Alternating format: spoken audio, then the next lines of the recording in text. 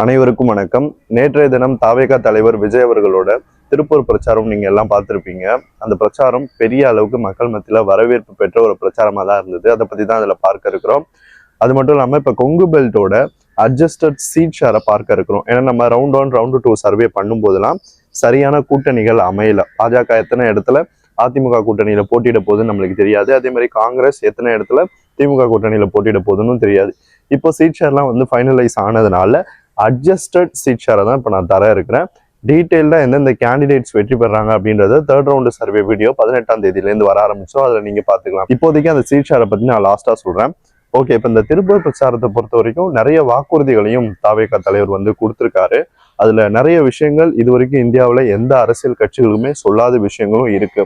ஏன்னா நிறைய டைம் நான் வந்து அவரை பார்த்து வியக்கிறேன். ஏன்னா எவ்வளோ எக்ஸ்பீரியன்ஸ்டு பொலிட்டீஷியன்ஸ்லாம் இருக்காங்க, ஆனால் இவரால் மட்டும் எப்படி இது பண்ண முடியுதுன்னு தெரியல. ஏன்னா கரெக்டான இடத்துல கரெக்டான வாக்குறுதிகளை கொடுக்கறது, மக்களுக்கு ஏற்ற மாதிரி பிரச்சாரத்தை மாற்றி அமைக்கிறது, அண்ட் வே ஆஃப் கேம்பெயினிங். இந்த பாலிடிக்ஸில் வந்து நிறைய இடங்கள்ல வந்து கரடு முரடான பாதைகள்லாம் இருக்கும். அதெல்லாம் எப்படி அவர் தாண்டி வரப்போறாரு அப்படின்னு சொல்லிட்டு சொன்னவங்க மத்தியில் இப்போ அவருக்கான ட்ராக்ஷன் வந்து ரொம்பவே அதிகமாயிருச்சு.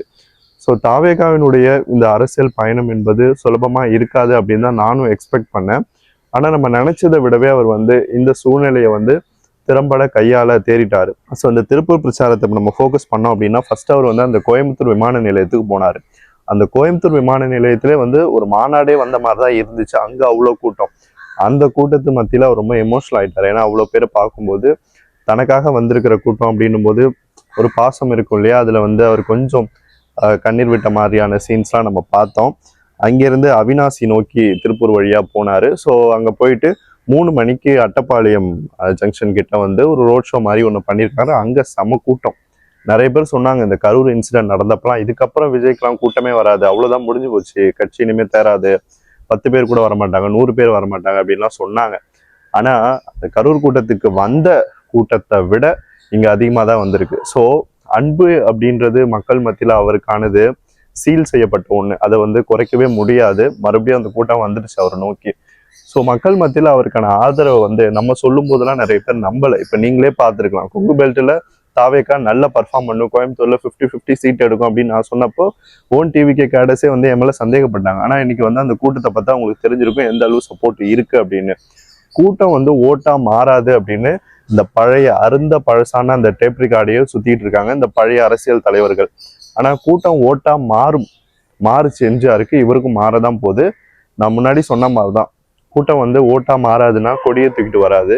அதே மாதிரி அவருக்காக வெயிட் பண்ணாது, அவருக்காக அவ்வளோ உணர்ச்சி வசப்பட்டு பேசாது. ஆனா எல்லாமே அவருக்காக நடந்துட்டு இருக்கு. கிட்டத்தட்ட இது எம்ஜிஆரோட ஒரு ட்ரெண்டு தான். நான் வந்து மிகைப்படுத்தி எதுவுமே பேசல, நடக்கிற உண்மையை தான் சொல்றேன். நம்ம வந்து இங்க வந்து ஆஸ்ட்ராலஜிலாம் பார்க்கல, பட் மக்கள் கிட்ட பேசுறோம் இல்லையா. எந்த கட்சி வெற்றி பெற போகுது அப்படின்னு தீர்மானிக்க போறதே மக்கள் தானே. அவங்க ஒரு கட்சியை விருப்பப்பட்டு சொல்லும் போது அதை மாத்தி பேச நான் யாரு? அவரால் மட்டும்தான் அந்த கட்சி ஜெயிக்க போகுது. அண்ட் அவருடைய கேம்பெயின் சிஸ்டமே வந்து இப்போ ரொம்ப டிஃப்ரெண்டா மாறி இருக்கு. நான் ரொம்பவே ஆச்சரியப்படுறேன். ஓகே, இங்க வந்து ஃபர்ஸ்ட் கோயம்புத்தூர்ல அவர் வந்ததுக்கு அப்புறமா அந்த ஸ்லோகன்ஸ் சிலதெல்லாம் பேசியிருக்காரு. 2 பேருக்கு தான் போட்டி, தாவேகா வெர்சஸ் திமுக அப்படின்னு சொன்னார் இல்லையா. அது வந்து ரொம்பவே ஒரு கோல்டன் வேர்டு இந்த எலெக்ஷனை பொறுத்த வரைக்கும். இந்த எலெக்ஷனே தீர்மானிக்க போற ஒரே கோட் வேர்டு அதுதான், தாவேகா வெர்சஸ் திமுக அப்படின்றது தான் கள நிலவரமா இருக்கு, எக்ஸப்ட் கொங்கு பெல்ட். அண்ட் வந்து அங்க பேசிட்டு அதுக்கப்புறம் செக்யூரிட்டி மெசேஜஸ்லாம் வந்து சிலதெல்லாம் கொடுத்துருக்காரு கேடஸ்க்கு. ஸோ கேடஸ் வந்து பாதுகாப்பாக நிற்கணும், அண்ட் எல்லா இடத்துலையும் சரியா நிற்கிறீங்களா, உங்களுக்கு பாதுகாப்பு இருக்கா அப்படின்ட்டு அவர் கொஞ்சம் சுதாரிச்சுட்டு தான் பேசவே ஆரம்பிக்கிறாரு. அதனால அவர் வந்து இதுக்கு முன்னாடி தனக்கு ஏற்பட்ட அந்த கசப்பான அனுபவங்கள், துயரமான நிகழ்வுகள்லேருந்து சில விஷயங்களை கற்றுக்கிட்டாரு. முதல்ல வந்து நம்ம சுற்றி இருக்கிற க்ரௌடு சேஃபாக இருக்கா அப்படின்னு பார்த்துட்டு பேச ஆரம்பிப்போம் அப்படின்ற அளவுக்கு அவர் வந்துட்டாரு. ஏன்னா இப்போ நீங்க மற்ற தலைவர்கள்லாம் பாருங்களேன், இபிஎஸ்ஆ இருக்கட்டும், உதயநிதி ஸ்டாலின் அவர்களா இருக்கட்டும், இவங்க 2 பேருமே பேசும்போது ஒரு இன்ட்ராக்ஷனே இருக்காது க்ரௌட் மத்தியில். சும்மா வந்தோம் பேசணும், அந்த கூட்டமும் வாங்கின காசுக்கு ஏற்ற மாதிரி நின்றுட்டு போயிடும். ஆனால் இவர் எமோஷனலா அந்த கூட்டத்தோட கனெக்ட் ஆகி பேசுறாரு. அதுதான் இங்கே முக்கியமான விஷயம். கனெக்ட் ஆகி பேசிட்டு அதுக்கப்புறம் அடுத்த விஷயத்துக்கு போறாரு. அண்ட் திருப்பூர்ல வந்து நிறைய வாக்குறுதிகள் வந்து கொடுத்துருக்காரு. அதுக்கு முன்னாடி திருப்பூர்ல பேச ஆரம்பிக்கிறதுக்கு முன்னாடி என் நெஞ்சில் குடியிருக்கும் அப்படின்னு எப்பவுமே சொல்ற அந்த ஸ்லோகனை சொல்றாரு. அது வந்து அவங்க தொண்டர்கள் அண்ட் ரசிகர்கள் மத்தியில் அவருக்கு பெரிய அளவுக்கு ஒரு எமோஷனல் கனெக்டோட இருக்கிற வார்த்தை. அண்ட் இன்னொரு வார்த்தையும் அவர் சொன்னாரு, கொங்கு நாட்டு தங்கங்களே அப்படின்னு. அந்த வார்த்தையை கேட்ட உடனே எனக்கு எம்ஜிஆர் தான் ஞாபகம் வந்துச்சு. ஏன்னா அவரை பத்தி நிறைய படிச்சிருக்கேன், நிறைய ரிசர்ச் பண்ணியிருக்கேன், என்டிஆரை பத்தியும் அதே மாதிரி ஆம் ஆத்மி கட்சி, இந்த மாதிரி பல கட்சிகளை பத்தியும் நான் படிச்சிருக்கேன்.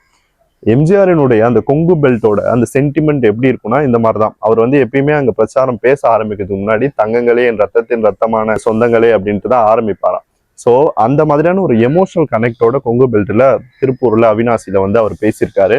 அண்ட் இது வந்து நம்ம ஒரு நார்மலான வேர்டா கடந்து போயிட முடியாது. ஏன்னா தமிழ்நாடோட ஓட்டர்ஸ் வந்து எப்பவுமே சென்டிமெண்டல் ஓட்டர்ஸ், சென்டிமெண்ட்டுக்காக மதிப்பளிக்கக்கூடிய ஓட்டர். ஸோ அங்கே வந்து சென்டிமெண்டலாக அவர் பேசும்போது அவங்க கூட ரொம்பவே கனெக்ட் ஆகிருப்பாரு. அண்ட் எப்படி எம்ஜிஆர் 1977 வந்து காங்கிரஸை 3வது தள்ளி கொங்கு பெல்ட் கைப்பற்றினாரோ அதே மாதிரி விஜய் அவர்கள் திமுகவை 3வது தள்ளி கொங்கு பெல்ட்டில் 50-50 சீட்டில் ஜெயிப்பார் அப்படின்னு தான் நான் பார்க்குறேன். இது வேவ் எலெக்ஷனாக மாறுதா இல்லையா அப்படின்றத நான் வந்து 19ஆம் தேதி சொல்கிறேன். இப்போதைக்கு நான் சேச்சுரேஷன் எலெக்ஷனாக தான் பார்க்குறேன். தாவேகா ஜெயிக்கும் கம்ஃபர்டபுளாக. ஆனால் வேவாக மாறுமா அப்படின்னா பொறுத்து இருந்து தான் நம்ம பார்க்கணும். அண்ட் வந்து இங்க நிறைய வாக்குறுதிகள் கொடுத்திருக்காரு. அதுக்கு முன்னாடி வந்து 16th அன்னைக்கு தாவேகாவினுடைய ஓவரால் வாக்குறுதிகள் வந்து வெளியிடப்படும் அப்படின்றதையும் சொல்லியிருக்காரு. சரி, ஓகே. முதல் வாக்குறுதியா அவர் சொன்னது காமர்ஸ் குளோபல் பிராண்ட் வந்து உருவாக்கப்படும். நெசவாளர்களுக்கு டைரக்டா வந்து அவங்க குளோபல் இன்வெஸ்டர்ஸ் கூடயும் அதே மாதிரி குளோபல் சந்தையிலையும் வந்து அவங்களுடைய பொருட்களை விற்க முடியும் அப்படின்னு சொல்றாங்க. சர்வதேச சந்தையில விற்பனை செய்வதற்கு நேரடியான வழிவகை செய்யப்படும் அப்படின்றத அதனுடைய உள்ளார்ந்த அர்த்தம். ஸோ வந்து இப்போ இந்த இடைத்தரகர்கள், இந்த பிராண்ட் ஹோல்டர்ஸ், இந்த மாதிரி சில பேர்லாம் இருப்பாங்க. அவங்க எல்லாருமே என்ன பண்ணுவாங்கன்னா இந்த மாதிரி ப்ராடக்ட்ஸை கமிஷன் அந்த மாதிரியான விஷயங்கள்லாம் யூஸ் பண்ணி அந்த உற்பத்தியாளர்களுக்கு கிடைக்க வேண்டிய லாபத்துல பாதியை வந்து அவங்களே எடுத்துட்டு போயிடுவாங்க. ஸோ இந்த மாதிரியான விஷயங்களுக்கு ஒரு தீர்வு கிடைக்கணும் அப்படின்ற ஒரு மென்டாலிட்டியோட இவர் வந்து இதை அனௌன்ஸ் பண்ணியிருக்காரு. வரவேற்க தகுந்த ஒரு விஷயம் தான். 2வது, வெற்றி தறி விற்பனை நிலையங்கள் அமைக்கப்படும், ஷோரூம் மாடல் அப்படின்னு சொல்றாரு. நம்ம கோஆப்டெக்ஸ் இருக்கு இல்லையா, அது எந்த நிலைமையில இருக்குன்னு எல்லாருக்கும் தெரியும். அதுக்கு ஒதுக்கின ஃபண்டு பார்த்தீங்கன்னா கிட்டத்தட்ட 1000 கோடிக்கு மேலே தான். ஆனால் அந்த அளவு அது இருக்கா? அந்த அளவு விற்பனை நடக்குதா? கிடையாது. இப்போ நீங்கள் தனியார் ட்ரெஸ் உற்பத்தி நிலையங்கள்லாம் இருக்கு, காட்டன் ஏஜென்சிஸ் இருக்கு, அதே மாதிரி காட்டன் ஃபேக்ட்ரிஸ் இருக்கு. இவங்கெல்லாம் வந்து அவங்களுடைய பொருட்களை வியாபாரப்படுத்த எந்த அளவுக்கு அட்வர்டைஸ்மெண்ட்ஸை யூஸ் பண்றாங்கன்னு எல்லாருக்குமே தெரியும். காமர்ஸ் படிச்சவங்க, ஃபினான்ஸ் படிச்சவங்களுக்குலாம் நல்லா தெரியும். ஆனால் கோஆப்டெக்ஸோட விளம்பரங்கள் நீங்க ஏதாவது பார்த்துருக்கீங்களா? சேனல் ஏதாவது 1-2 தான் வரும். அவங்களே பெருசா மெனக்கிடுறது கிடையாது அதை வந்து அடுத்தடுத்த லெவலுக்கு கொண்டு போறதுக்கு. அந்த மாதிரி இந்த வெற்றி தறி என்பது அனௌன்ஸ் பண்ணா மட்டும் பத்தாது, அதை எந்த அளவுக்கு வியாபாரப்படுத்துறாங்க, எந்த அளவுக்கு மக்கள் மத்தியில கொண்டு போய் சேர்க்கிறாங்க அப்படின்றது ரொம்ப முக்கியம். அது கண்டிப்பா அவர் பண்ணுவார் அப்படின்னு தான் நானும் நம்புறேன். 2வது, கைத்தறி விசைத்தறி நெசவாளர்களுக்கு ஆண்டுதோறும் 30,000 ரூபாய் வந்து ஒரு உதவித்தொகை மாதிரி வழங்கப்படும். எதுக்காக அப்படின்னா நூல் விலையேற்றத்தை சமாளிக்கவும் மின்சார உயர்வை சமாளிக்கவும். மின்சார கட்டணம் இவங்களுக்குலாம் ரொம்ப அதிகமாக வரும் பேஸ்ட் ஆன் த டைம். சில நேரங்களில் அதிக உற்பத்தி நடக்கும், சில நேரங்களில் கம்மியாக நடக்கும். அப்போ மின்சாரம் வந்து சில டைம்ல உங்களுக்கு எக்ஸ்பெக்ட் பண்ண முடியாத அளவுக்கு வந்து பில் வரும். அதே மாதிரி தான் நூல் விலையேற்றமும் பேஸ்ட் ஆன் த சிச்சுவேஷன் அது மாறிக்கிட்டே இருக்கும். ஸோ அதை சமாளிக்கிறதுக்கு இது வழங்கப்படும் அப்படின்னு சொல்லியிருக்காரு. அடுத்தது, கைத்தறி விசைத்தறி நெசவாளர்களுக்கு வந்து எவ்வளவு மின்சார யூனிட்ஸ் வந்து ஃப்ரீயா வழங்கப்படும் சொல்லும்போது, கைத்தறி நெசவாளர்களுக்கு 500 யூனிட்ஸ் வந்து ஃப்ரீயா வழங்கப்படும், விசைத்தறி நெசவாளர்களுக்கு 1500 யூனிட்ஸ் வந்து ஃப்ரீயா வழங்கப்படும் சொல்லியிருக்காரு. இதுவும் வரவேற்க தகுந்த ஒரு விஷயம் தான். இதுக்கு முன்னாடி இருந்த கட்சிகளும் இந்த மாதிரியான அறிவிப்புகளை கொடுத்துருக்கு, ஆனா அதை இம்ப்ளிமெண்ட் பண்ணதே கிடையாது. இவர் வந்து ரொம்ப டீட்டெயில்டா பேசியிருக்காரு, அதை நம்ம கண்டிப்பா வரவேற்கணும். ஆனா வந்து இதுக்கு முன்னாடி இருந்த கட்சிகள் என்ன பண்ணுவாங்கன்னா ஒரு அஜெண்டா மாதிரி சொல்லுவாங்க, பட் அதை வந்து பெருசா கேரே பண்ண இது மாதிரி படிச்சுலாம் காட்டினதே கிடையாது. அவங்களோட மேனிஃபெஸ்டோ வந்து அவங்களுடைய அதிகாரப்பூர்வ பக்கத்துல வெளியிடப்படும், 2-3 கேண்டிடேட்ஸ் பேசுவாங்க, அவ்வளவுதான், தூக்கி போட்டுருவாங்க. பட் இவர் வந்து அங்க நின்று அவரே படிக்கும்போது மக்கள் மத்தியில கண்டிப்பா போய் அது சென்று சேரும் அப்படின்னு தான் நான் பாக்குறேன். அதே மாதிரி 10 லட்சம் ரூபாய் ஆயுள் காப்பீடு வந்து நெசவாளர்களுக்கு வழங்கப்படும் அப்படின்னு சொல்லியிருக்காரு. நான் ஒரு கம்யூனிஸ்டா இருந்தாலும் நான் வந்து ஒரு ஃப்ரீ பைஸ்க்கு அகேன்ஸ்டான ஒரு பர்சன் தான். அதாவது அடிப்படை இலவசங்களுக்கு நான் அகேன்ஸ்ட் கிடையாது, ஆனா அதை தாண்டி வர இலவசங்கள், இப்போ வாஷிங் மிஷின் தருவோம், ஃப்ரிட்ஜ் தருவோம், மிக்சி தருவோம்னு சொல்றாங்க இல்லையா, அதுக்கெல்லாம் நான் எதிர். ஆனா இவர் கொடுக்கறது எல்லாமே அவங்களோட உரிமைகள், அடிப்படை உரிமைகள். அது இலவசம்னு நான் சொல்ல மாட்டேன், அது அடிப்படையா சென்று சேர வேண்டிய உரிமைகள். அதை வந்து இத்தனை வருடங்களா தராம இப்ப வந்து தருவோம்னு சொல்லிட்டு திராவிட கட்சிகள் மக்களை ஏமாத்த முற்படும் போது இவர் வந்து நான் சொன்னதை மட்டும்தான் செய்வேன், நான் உங்களை ஏமாத்த மாட்டேன் அப்படின்னு ஒரு ஸ்ட்ராங்கான ஒரு வாக்குறுதியை கொடுத்து களத்துல நிற்கும் போது இந்த விஷயங்கள் எல்லாமே மக்கள் மத்தியில கொண்டு போய் சேர்க்கப்படும். அதே மாதிரி இது ஃப்ரீ பைஸ்ன்னு நான் என்னைக்குமே சொல்ல மாட்டேன், இது வந்து மக்களுடைய அடிப்படை உரிமைகள். அதை வந்து அவர் திரும்ப அவங்களுக்கே தராரு அப்படின்னு தான் பாக்குறேன். அதுக்கப்புறம் 3000 ரூபாய் வந்து நெசவாளர்களுக்கு ஓய்வூதியம் வந்து உயர்த்தப்படும் அப்படின்னு சொல்லியிருக்காரு. இதுக்கு முன்னாடி 1500 சம்திங் இருந்துன்னு நினைக்கிறேன், இப்போ 3000 உயர்த்திருக்காரு. இதுவும் வந்து வரவேற்க தகுந்த ஒரு விஷயமா தான் நான் பாக்குறேன். அதுக்கப்புறம் விவசாயிகளுக்கு பயிர்க்கடன் முழுமையாக தள்ளுபடி செய்யப்படும் அப்படின்றதையும் சொல்லியிருக்காரு. இந்த வாக்குறுதியும் வந்து சொல்லாத கட்சியே கிடையாது. ஆனா அவங்க அதுக்கான ஒரு டிராஃப்டையோ அதுக்கான ஒரு முழு வரையறையோ வந்து கொண்டு வரல. இப்ப 16ஆம் தேதி மேனிஃபெஸ்டோ ஃபுல்லா வருது இல்லையா, தாவேகா வருது, அதுல இதுக்கான வழிவகை இருக்கும் அப்படின்னு நான் கேள்விப்பட்டேன். பார்ப்போம் அது எப்படி இருக்குன்னு சொல்லிட்டு இதையும் நான் வரவேற்கிறேன். அடுத்தது 8ஆவதா வந்து MSME, மைக்ரோ ஸ்மால் மீடியம் என்டர்பிரைசஸோட பீக் ஹவர்ஸ் மின் கட்டணம் வந்து நிறுத்தப்படும் அப்படின்னு சொல்றாரு. ஸோ இந்த விஷயத்தையும் நான் வந்து முழுமையாவே வரவேற்கிறேன். MSME அப்படின்றத நம்ம வந்து ஒரு வேர்டா பார்க்குறோம். இதுக்கு ஒரு மினிஸ்ட்ரியே இருக்கு. அந்த மினிஸ்ட்ரி வந்து ஆண்டுதோறும் ஒரு ஃபண்ட் அலோகேட் பண்ணுது. பட் அது எந்த அளவுக்கு எஃபெக்டிவா இருக்குன்னு எனக்கு தெரியல. ஏன்னா அந்த அளவுக்கு ஒரு பயன் தர ஒரு விஷயமா அந்த ஃபண்ட்லாம் இருக்குன்னு நான் பார்க்கல. MSME நீங்க எடுத்துக்கிட்டீங்கன்னா மைக்ரோ அப்படின்னா 1 கோடிக்கும் கம்மியான இன்வெஸ்ட்மெண்ட் இருக்கணும். அதே மாதிரி ஸ்மால் அப்படின்னு எடுத்துக்கிட்டீங்கன்னா 10 கோடிக்கும் கம்மியான இன்வெஸ்ட்மெண்ட் இருக்கும். மீடியம் அப்படின்னு எடுத்துக்கிட்டீங்கன்னா 50 கோடிக்கும் கம்மியான இன்வெஸ்ட்மெண்ட் இருக்கணும். ஸோ இதுதான் வந்து இந்த பிசினஸ் ஸ்ட்ரக்சர். அதுக்காக கொண்டு வரப்பட்டதான் MSME மினிஸ்ட்ரி. பட் அந்த மினிஸ்ட்ரியினுடைய செயல்பாடு என்னை பொறுத்த வரைக்கும் திருப்திகரமானதா இல்லை அப்படின்றதுதான் கள சூழல். அடுத்தது சிறு குறு நிறுவனங்களுக்கு 100% மின்சார விலக்கு வழங்கப்படும் சொல்லியிருக்காரு. இது வந்து பிராக்டிக்கலா கொஞ்சம் கஷ்டம் இது பண்றது. பட் பண்ணுவாரா அப்படின்றத நம்ம பொறுத்து இருந்துதான் பார்க்கணும். மின்சாரத்துறையில நிறைய வந்து இழப்பீடு ஏற்படும்.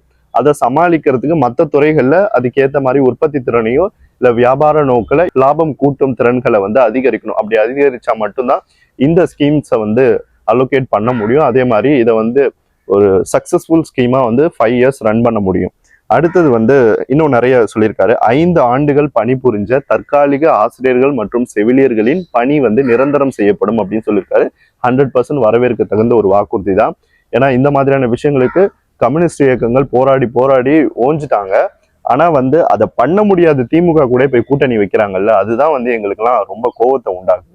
ஸோ வந்து ஒரு விஷயத்த பண்ண முடியாது அப்படின்னு அவன் இன்டைரக்டா சொல்றான். அவங்க கூட போயிட்டு கை கட்டிட்டு அவனுக்கு சேவகம் செஞ்சுட்டு கூட்டணியில் நின்றுட்டு என்ன கிடைக்க போகுது அப்படின்றதுதான். இந்த வாக்குறுதியை நான் வந்து 100% வரவேற்கிறேன்.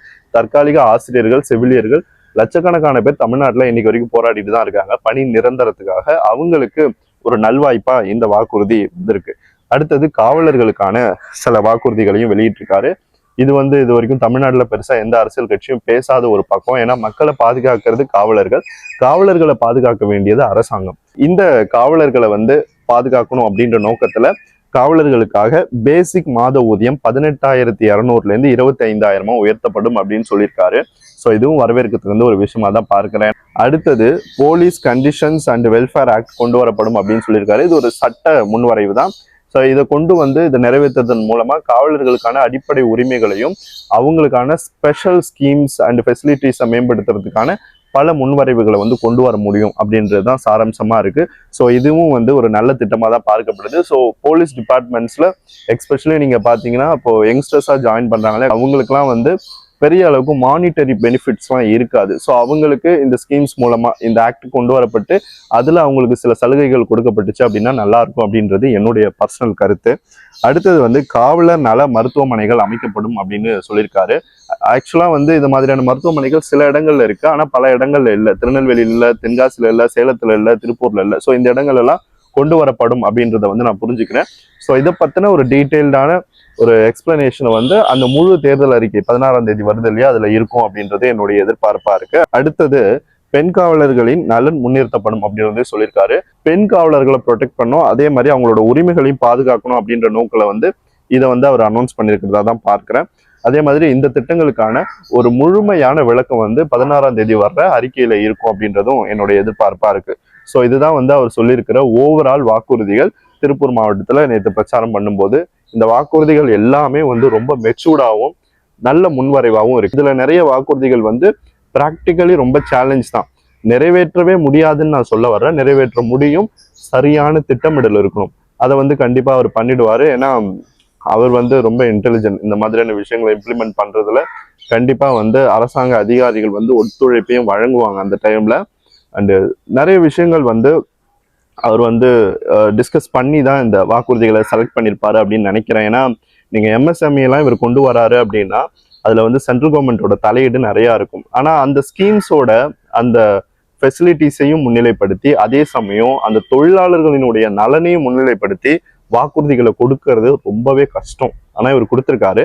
கண்டிப்பா வந்து இது சக்சஸ்ஃபுல்லா வரும் அப்படின்னு தான் நானும் நினைக்கிறேன். ஓகே, இப்போ நம்ம வந்து கொங்கு பெல்ட்டோட அந்த சீட் ஷேரை பார்க்கலாம். கொங்கு பெல்ட்டை பொறுத்த வரைக்கும் திமுக வந்து 31 தொகுதிகளில் போட்டியிடுது. அதன் கூட்டணி கட்சியான காங்கிரஸ் 4 தொகுதியிலையும், சிபிஐ 2 தொகுதியிலையும், கேஎம்டிகே 1 தொகுதியிலையும், எம்டிஎம்கே 1 தொகுதியிலையும் போட்டிடுறாங்க. ஆக்சுவலா திமுக 33 தொகுதிகளில் போட்டியிடுற மாதிரி தான் கணக்கு. ஏன்னா எம்டிஎம்கே அண்ட் கேடிஎம்கே 2 பேருமே வந்து உதயசூரியன் சின்னத்துல நிக்கிறாங்க.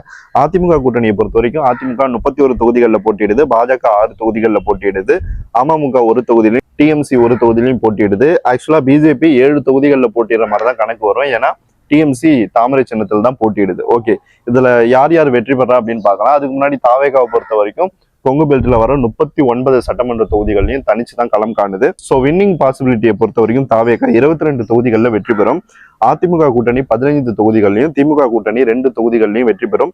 அதிமுக கூட்டணியை பொறுத்த வரைக்கும் அதிமுக 10 தொகுதிகளில் வெற்றி பெறும், பாஜக 3 தொகுதிகளில் வெற்றி பெறும், அமமுக 1 தொகுதியிலையும், டிஎம்சி 1 தொகுதியிலையும் வெற்றி பெறுவதற்கான வாய்ப்பு அதிகம். திமுக கூட்டணியை பொறுத்த வரைக்கும் திமுக மட்டும்தான் வெற்றி பெறும் 2 தொகுதியில, அதர்ஸ் எல்லாருமே 0 அந்த கூட்டணியை பொறுத்த வரைக்கும். தாவேகாவுக்கு +/- 5 தொகுதிகள், அதிமுக கூட்டணிக்கு +/- 5 தொகுதிகள், திமுகவுக்கு +/- 1 தொகுதி. இது வந்து பிளக்சுவேஷன் அடிப்படையில் இப்போ இருக்கிற செகண்ட் ரவுண்ட் டேட்டா வச்சு சொல்றேன். தேர்ட் ரவுண்டு டீட்டெயிலாக நான் எக்ஸ்பிளைன் பண்றேன். கண்டிப்பா பாஜகவுக்கு இவ்வளவு சீட்லாம் வராது. இது வந்து செகண்ட் ரவுண்ட் அட்ஜஸ்டட் ஸ்டாட்டிஸ்டிக்கல் வே டேட்டா மூலமா நான் சொல்றேன். இதுக்கப்புறம் வந்து எப்படி ட்ரெண்ட் வருதுன்னு பார்ப்போம். ஸ்ட்ரைக்கிங் ரேட்டை பொறுத்த வரைக்கும் தாவேகாவுக்கு 56% இருக்கு, அதிமுகவுக்கு 32% இருக்கு. கம்மியான ஸ்ட்ரைக்கிங் ரேட் வந்து திமுகவுக்கு தான் இருக்கு, 6%. ஓகே, இது போல இன்னொரு வீடியோவில் உங்களை சந்திக்கிறேன். நன்றி.